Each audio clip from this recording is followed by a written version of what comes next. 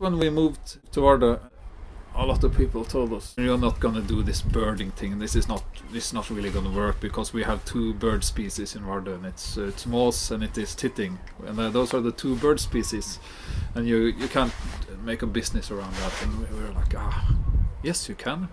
We are really certain you can. Very few people live in the Arctic, and at the same time it's incredibly rich in just nature. You feel just a part of a very rich, intact ecosystem when you're in the Arctic, and it feels unspoiled in many ways, and I think that just has a huge attraction for a lot of people, and including myself.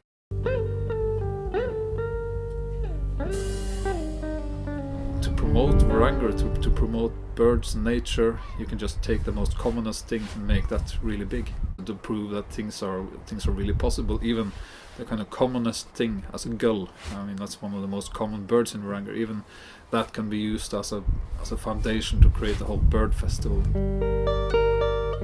Since our first bird festival that was 2012, we did the first Gullfest, and now we're just on our fourth Gullfest, and it just keeps growing. It's become not only a local event, but it's become a kind of an online event as well, and which is why we like to do it. We like to share great nature experiences with the people in Varanger and with people worldwide.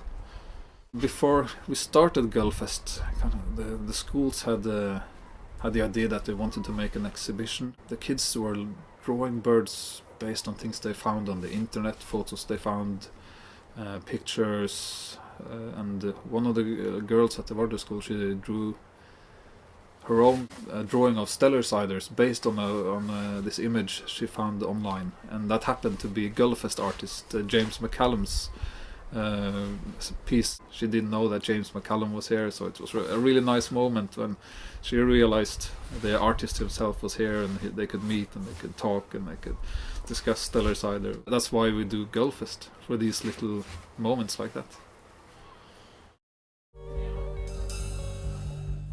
In the birding community there are a lot of biologists, ecologists, people that come from the nature conservation or biology scene, and we ourselves come from the more creative professions like architects and designers, and we also thought that with Gullfest we can promote that creative part of birding, and that's why we like to invite bird artists like Lars Johnson we had this year, and James McCallum, and new up and coming guys like Johnny Fisk.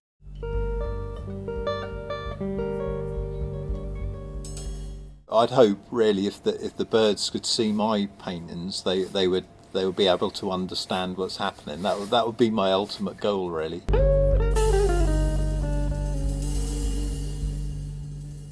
The paintings can look very, very quick and effortless, but there'll be lots and lots of repeated observations. After all, it's their language, really. It's a visual language, so it's just a very, very long process. But very enjoyable. Lots of old men with beards and binoculars, and it has a bit of a boring image, but Biotope, they're like spicing birding up, making it cool. In British birdwatching we call the character each bird has its jizz, like its unique character, so I tried to do that with cartoons to capture the bird's essence. So things like the shag I draw with the little tuft of hair, but I draw it massive and coming down.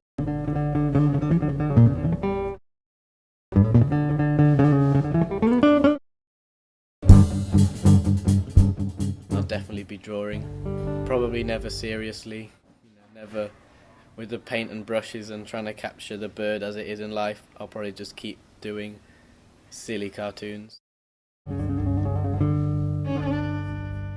When I was little, I started being interested in fish, and then whales, and then dinosaurs, and then flowers and insects, and then in the end, birds kind of caught my interest in a very special way, because they are so easily observed.